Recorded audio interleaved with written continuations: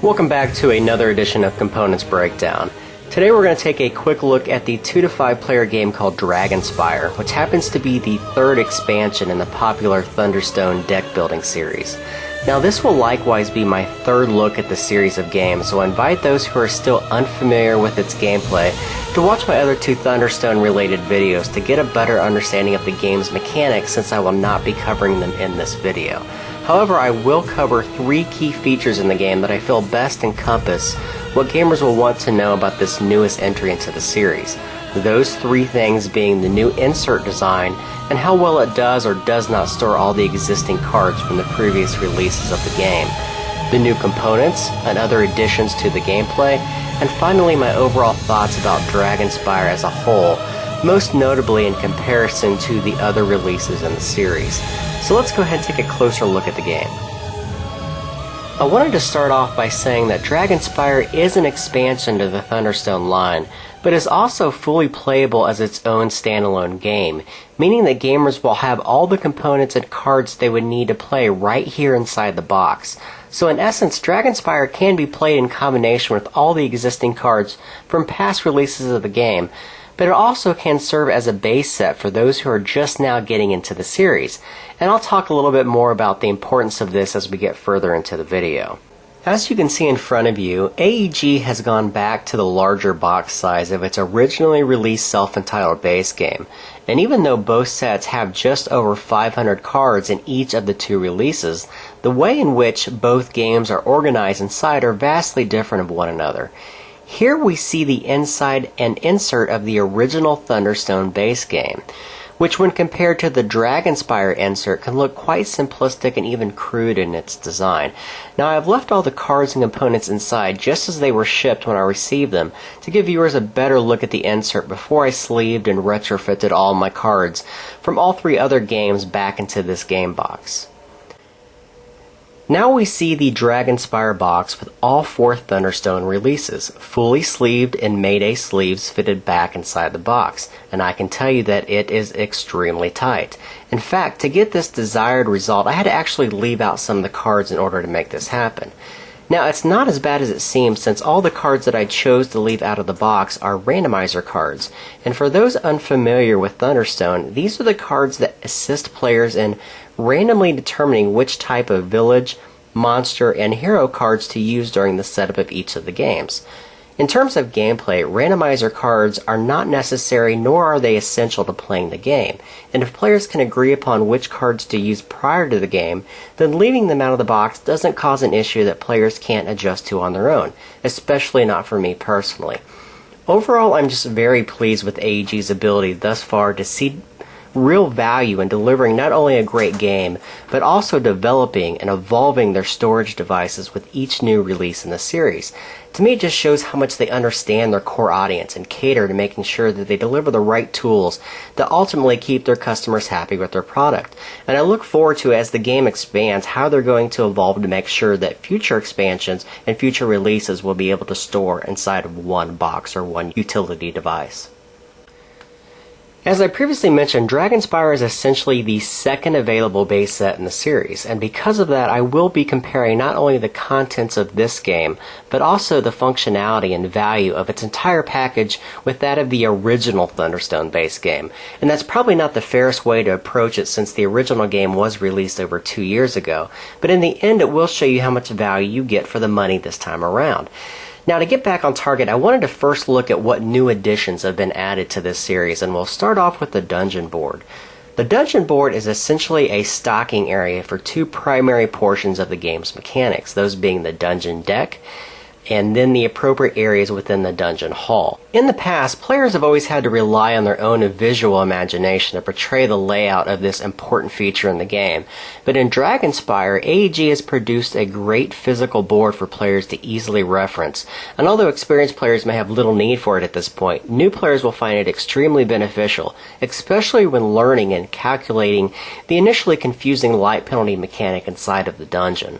Another cool addition to Thunderstone are these 30 plastic experience tokens that are included in only this release of the game. The original base game shipped with cards that represented players' earned experience throughout the game. Personally speaking, I always felt that these old experience cards were just too cumbersome to me, and they were somewhat difficult to keep separated from players' decks. So having tokens is a really nice addition to the game at this point, and something that we've already made several comments, even after just a few initial plays of the game using them. Another item I'd like to briefly point out are the randomizer cards that have been included inside of Dragonspire.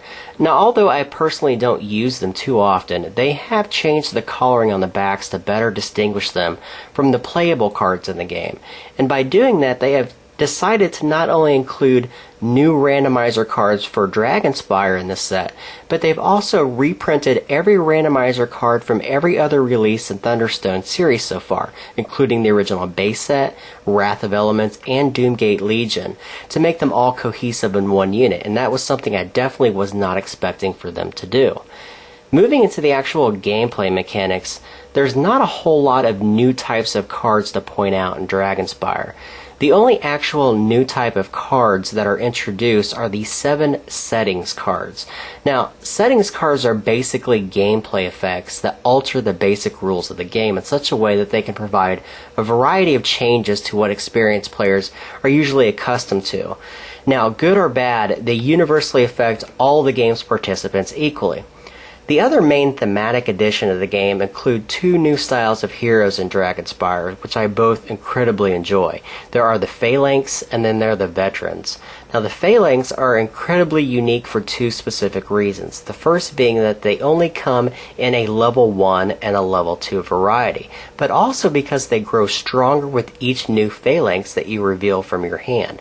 The Veterans, on the other hand, are also fighters similar to the Phalanx, but they're unique because they are the only hero in the game thus far that can reach level 4, making them incredibly difficult to obtain, but also immensely powerful if you happen to get them inside of your deck. Now, outside of these 7 settings cards and the 2 new heroes I just mentioned, there's an additional 9 new heroes in the game, 8 new monster types, 2 new Guardians and Thunderstones, as well as 18 new village cards that are introduced into the game, along with all their needed dividers for storing them properly back inside the box. Now, the last thing I wanted to touch on this game is the artwork, because it's the fantasy theme and art that have always been one of my favorite aspects of the series, and most definitely what drew me to the game in the first place. Now, it's been well known for some time that this would be the game, or the first game in the Thunderstone line to introduce or include artwork from various sources outside of this series' regular contributor being Jason Engel.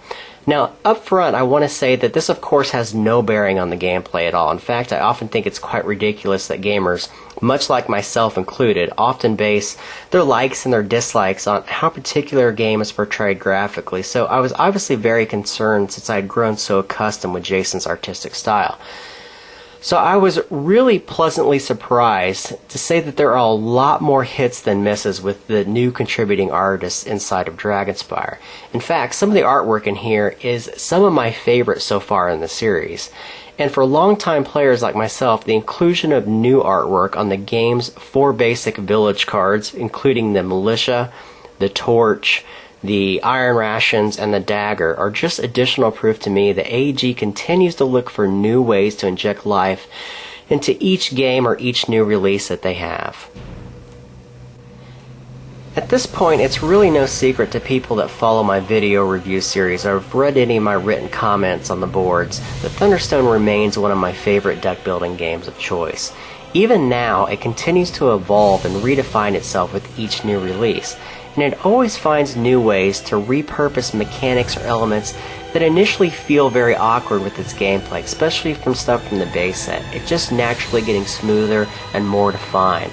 And although Dragonspire as a whole doesn't reinvent the game as much as what I feel Doomgate Legion did for me, it does deliver a product that is in every way superior to the original base game that was released in 2009.